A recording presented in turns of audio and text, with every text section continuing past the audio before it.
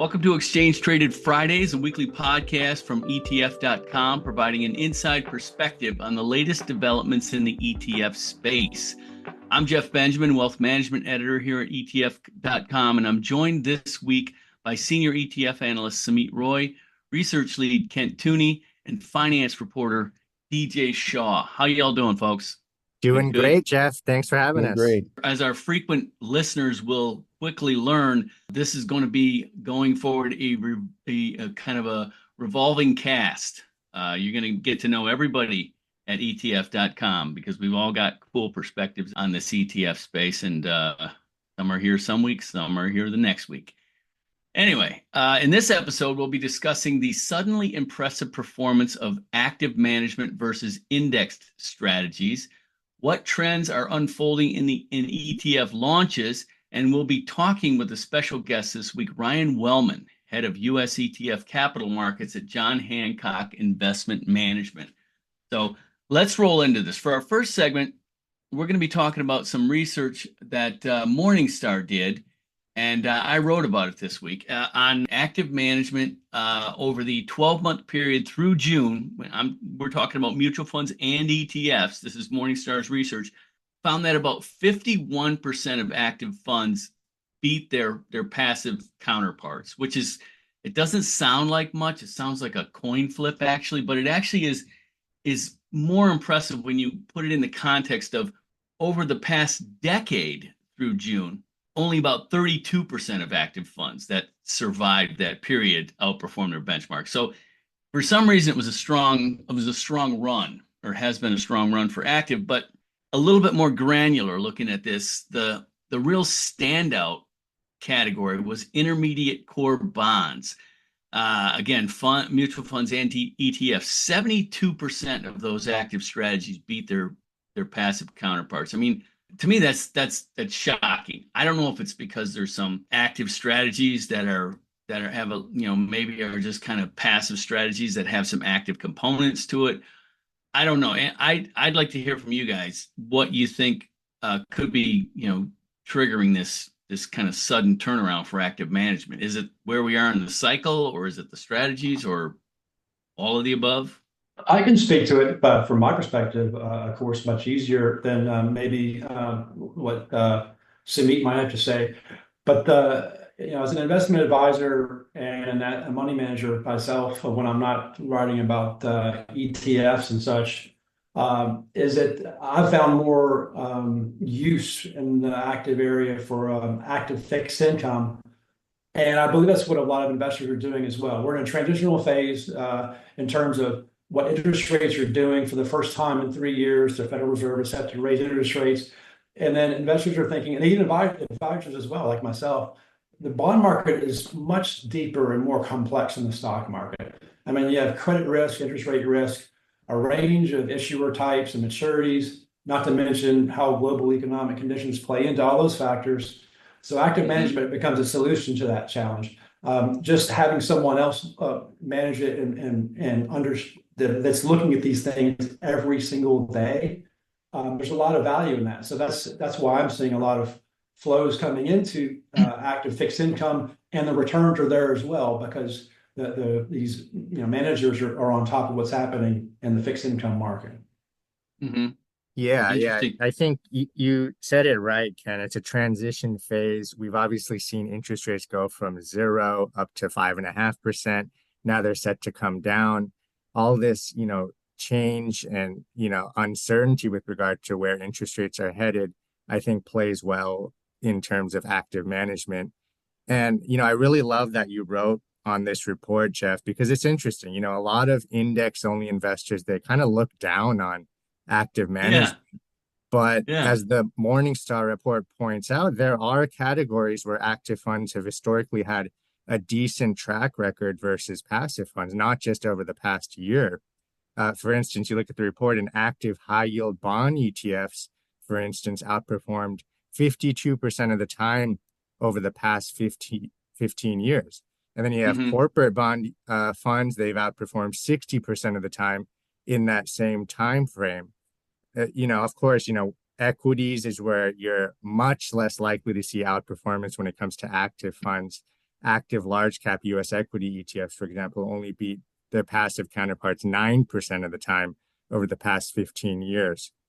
So I think Mhm. this is kind of, really enlightening data, because if you're going to invest in active funds, you really want to look at this data so you know where you're most likely to have success by trusting in an active manager, right?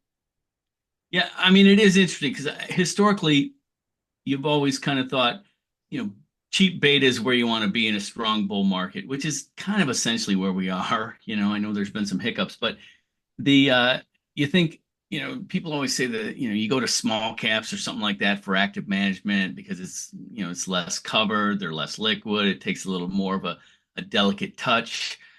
I hear what you're saying, Samit. I mean, the whole market has been moving toward Jack Bogle's buy the market and sit there for cheap beta and enjoy the ride. But it is interesting to see that there are certainly pockets of opportunity out there in the active management space, and I'm sure that's great news for active managers to hear this. I mean, if you're an individual active manager, you know where you are, but the space overall been operating under a little bit of a dark cloud for a while. So. Yeah.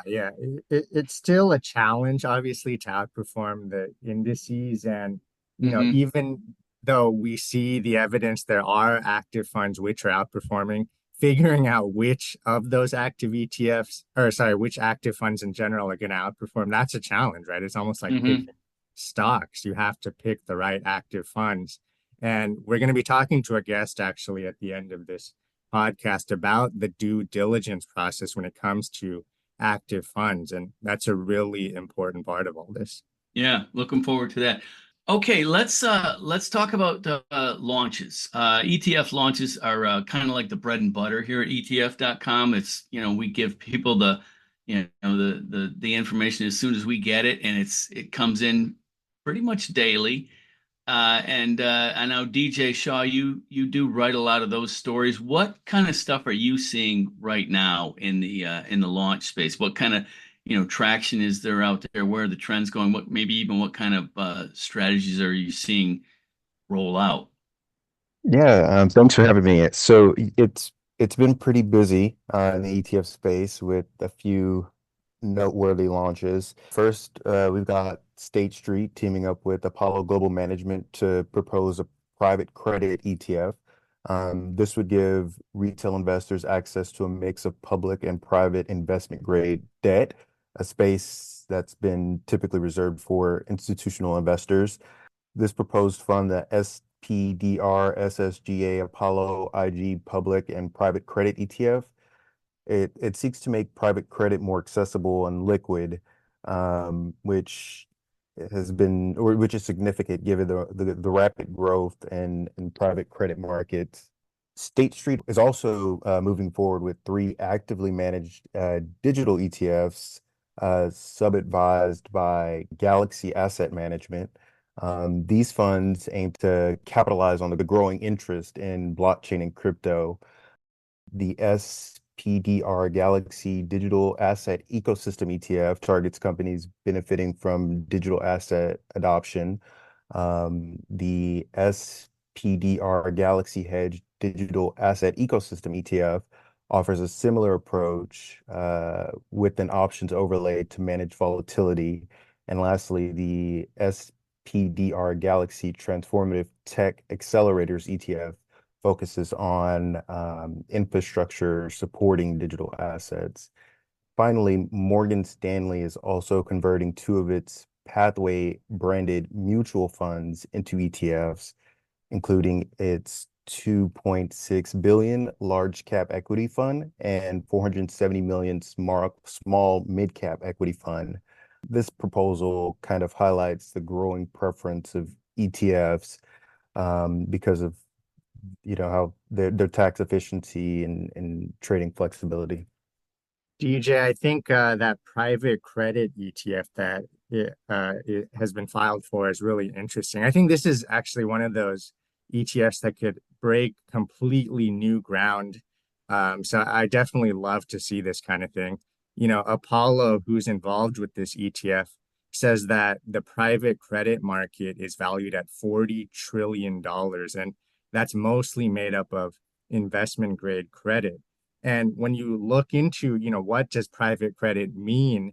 This is an extremely eclectic mix of different credit instruments, everything from auto loans to commercial real estate debt to music royalties and rental car finance. There's just so many different types of private credit. So potentially bringing those into the ETF structure, I think, is a huge deal and one that really helps to expand the investment universe for everyday investors.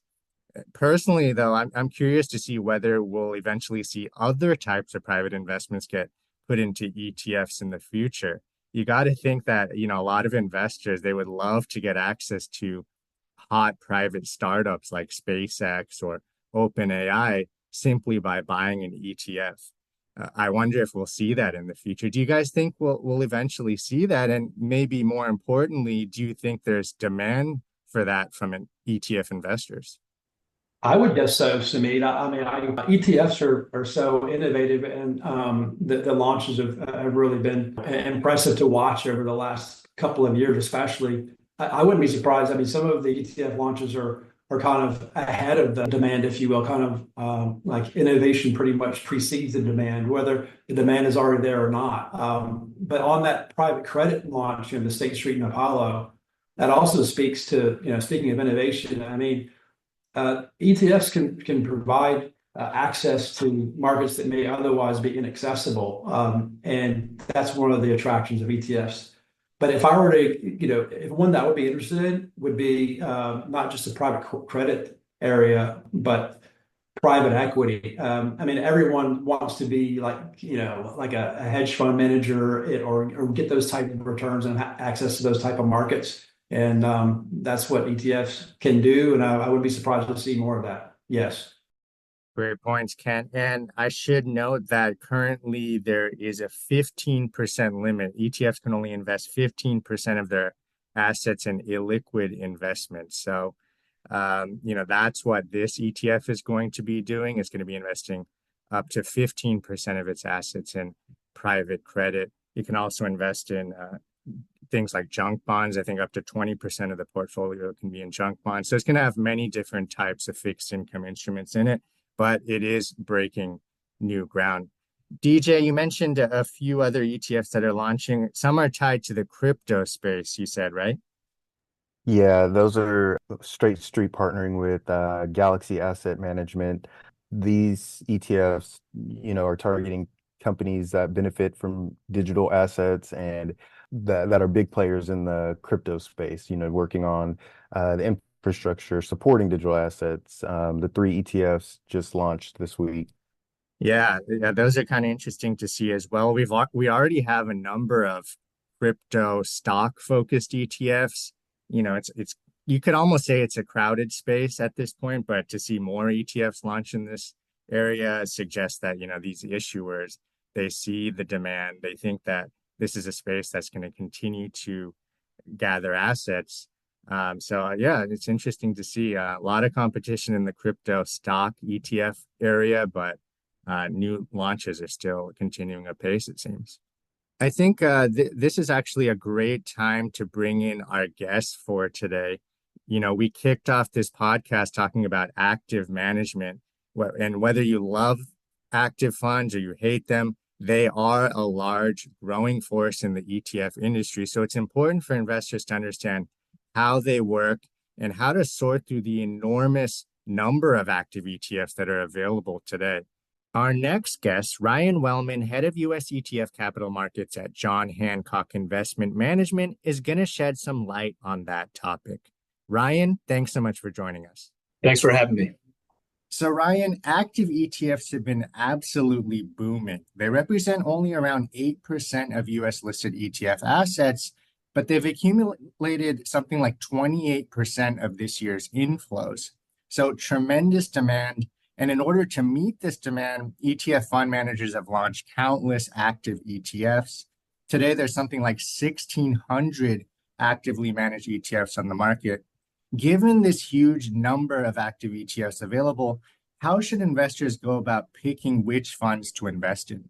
Yeah, sure. So there's no question that the number of active ETFs in the market has skyrocketed in recent years. And as you mentioned, right, the assets have, but really the number of products really has exploded. So it's getting harder for advisors and home offices to sort through the noise. I'd say that most strategies out there in the industry, they deserve to be in the market, but there are probably a lot of strategies out there that also don't deserve to be in the market. So when we're building a strategy at John Hancock, we ask ourselves a lot of tough questions. And I think these are the questions that you should ask your manager to help you filter through the noise. So the first one is, does active make sense here? The bar is very high in the ETF industry, and whether people like it or not, you can essentially invest in most indices and get within a few basis points of the return of that index over time. And so can active add value over time versus the index? Next, there are over 3,000 ETFs in the market. And so understanding, is this product actually differentiated versus the peer group versus the index in a way that solves maybe some asset allocation problem that you have? And you should really dig down deep to figure out, is this product different from what the baseline is, which is, essentially the index? Next, is there a track record? When active ETFs first came out, the industry thought, hey, I can take this strategy that never sold, that's been sitting on the shelf for 10 years, and we can launch it in an ETF and it'll have success, because all ETFs are having a lot of success. But that didn't really work out so well. So asking the manager, what is this portfolio manager's, this strategy's track record? What is the PM's experience in managing this strategy or something similar? It should be a fairly proven product at this point. And then finally, is the ETF the best vehicle to deliver this product? I'm always biased, to the ETF because that's where my focus is. But we've seen that there are cases, there are asset classes where a mutual fund, where a closed-end fund is actually the better vehicle, actually provides a better investor experience. It's pretty limited, but there are cases, and so it's worth understanding that topic. And then one question that we get, I'd say quite a bit at this point is, given the amount of active ETFs that are in the marketplace, how do I know this strategy is going to be around? How do I know that you're committed to it, that you won't close it down? And I'd say here, there is really no silver bullet. You're going to have to read the tea leaves a little bit and ask some questions and digest the answers. But I think, at least from our perspective, if a manager puts their best foot forward, if it's a flagship team, if the product is truly differentiated in the marketplace, even if the strategy is small when it hits its 2-year, when it hits its 3-year number, when it really starts to get to that critical point, I think the likelihood of the manager giving that strategy a long runway is high. Some great insights there, Ryan. We often hear about, how beating the indices is a very tough thing to do consistently, especially in the equity space. And then you have some other people talking about how active management has better luck in other asset classes like bonds. Do you agree with that? Does active work better in some areas of the financial markets than others? Yeah, I believe that there are asset classes where active can work better over time. And just with respect to active ETFs, we've adopted a loose framework that looks similar to the 3 Ps, people, process, and performance, but we just adapted it to ETF due diligence. And I think you can use this as part of your framework. So just kind of ticking through those 3 Ps. So for people, you really want to understand, what is the issuer's commitment to building out their ETF capabilities? Is the issuer, dabbling, or is this a big part of their future plans? I'd say there are probably 2 ways that their strategy can look. It can be, concentrated but very differentiated, or, maybe their ETF strategy looks very much like their mutual fund lineup where they're just sort of filling out all those asset class boxes. I'd say both of those types of strategies could signal a serious player in the market. Second is, does the issuer have a strong relationships with authorized participants and market makers? This can have a big impact on the quality of the execution that you receive when you're buying or selling the security. And last is, is the firm available to help advisors navigate the landscape? As I mentioned earlier, like over 3,000 ETFs out there, probably over 3,500 now. And so it's tough to really cut through the noise. And so, there are a lot of firms out there that can help you, figure out what's really differentiated and figure out what may help your practice. On the process side, it really comes down to just two things. How is the ETF capitalizing on the tax efficiency of the ETF structure? We all know that ETFs tend to be a little bit more tax efficient just by design than mutual funds, but there are ways where you can manage the ETF in a tax inefficient way and distribute capital gains. So just understanding from the manager what they're doing there, and I'll get into that in a little bit. And then how is the ETF being managed to optimize liquidity and spreads? Is the manager using custom baskets, for example? There's a lot that they could tell you on this topic. And then finally, on performance, I think it really speaks for itself. You want to understand the performance profile of the strategy. You want to understand, how this manager has performed over time in maybe different vehicles, SMA, mutual fund, closed-end fund, institutional separate account, whatever, and then really understand when to expect outperformance, and then when to expect underperformance for that strategy. And then specific maybe to the asset classes, I'd really break it down into equity and fixed income and focus on two topics here that would really differentiate active ETFs maybe versus other options. Taxes and liquidity are going to be the things that you really can control. Performance, it sort of comes and goes, and so you can focus on these two things to sort of cut down on the number of variables that you have because they are controllable. So on taxes, starting with equities, you really want to dig down into how the manager of an active strategy is managing taxes, right? For those clients that you have where you own the ETF in a taxable portfolio. Is the turnover of the strategy low? That's something that the PM can control. Are they rebalancing and using heartbeat trades?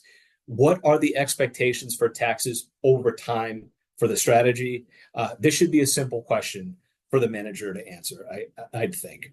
And then for those international equity funds, you really want to understand what percentage of the portfolio is not in-kindable. The in-kind nature of ETFs is really what drives the tax efficiency over time, right? When we're redeeming the portfolio in kind, we're not incurring taxes. That's a tax-free event. Emerging markets, for example, have a decent amount of the portfolio that is just cash in and cash out. So that's a structural piece of say an EM equity strategy that could increase taxes naturally over time.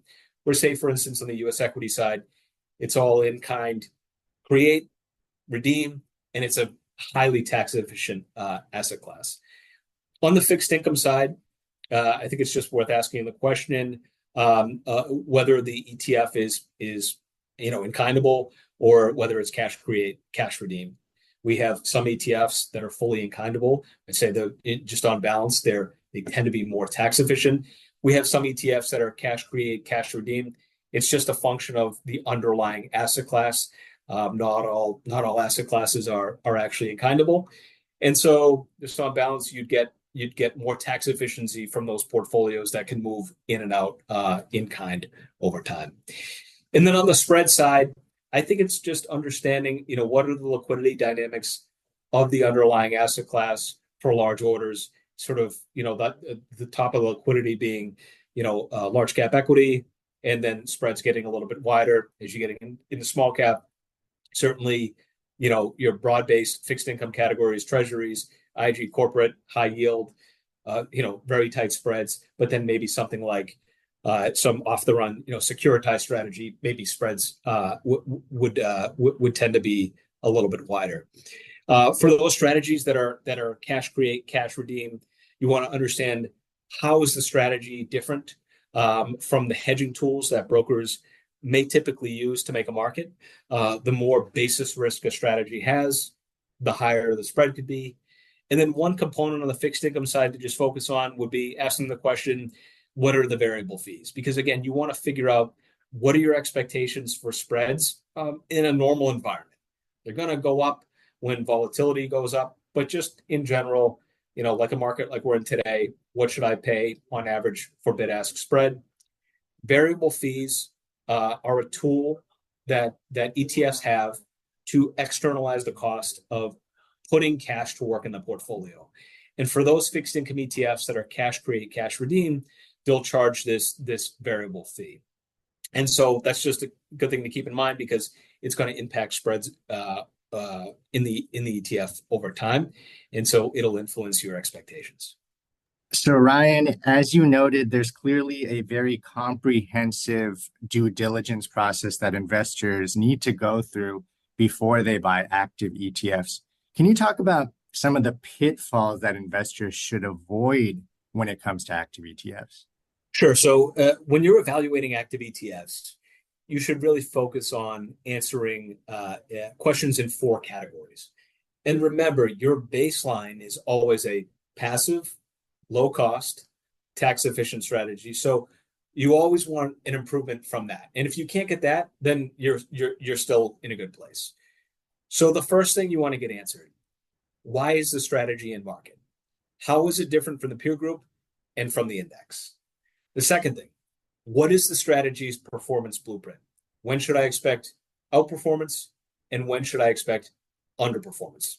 The strategy should be expected to outperform over time, and that driver of outperformance should be fairly easy to understand. Third, what should I expect the tax burden of the strategy to be over time? What is the manager doing to manage tax efficiency? You're likely in the ETF because it's more tax efficient, and so you want to make sure that you're capturing that tax efficiency that the ETF offers. And then fourth, you should have a general idea of what the issuer is doing to manage liquidity and spreads. And so you should have a general idea of what your expected transaction costs will be over time, because these transaction costs impact your total cost of ownership. Fantastic. Well, we'll leave it there. Ryan, great stuff. Thanks so much for joining the show. And thanks to all our listeners for tuning into Exchange Traded Fridays. Remember, if you haven't already, subscribe and follow us wherever you get your podcasts. And if you have a question or want to share your thoughts, join the conversation with us on Twitter at ETFcom. That's ETFCOM. Catch you next week. The views and opinions expressed in this podcast, those of the speakers at the time of recording, and are subject to change as market and other conditions warrant. This podcast is for informational purposes only and is not intended to be, nor shall it be interpreted or construed as, a recommendation or providing advice, impartial or otherwise, regarding any specific product or security. John Hancock ETFs are distributed by Foreside Fund Services, LLC in the United States, and are sub-advised by Boston Partners, Dimensional Fund Advisors LP, Marathon Asset Management, or our affiliate Manulife Investment Management US LLC. Foreside is not affiliated with John Hancock Investment Management Distributors LLC, Manulife Investment Management US LLC, Boston Partners, Dimensional Fund Advisors LP, or Marathon Asset Management. John Hancock Investment Management Distributors LLC and Foreside Fund Services are not affiliated with ETF.com. Investing involves risks, including the potential loss of principal. Fixed income investments are subject to interest rate and credit risk. Their value will normally decline as interest rates rise or if an issuer is unable or unwilling to make principal or interest payments. These products carry many individual risks, including some that are unique to each fund. Clients should read and carefully consider a fund's investment objectives, risks, charges, and expenses before investing. To request a prospectus or summary prospectus with this and other important information, call us at 800-225-6020 or visit us at jhinvestments.com/ETF.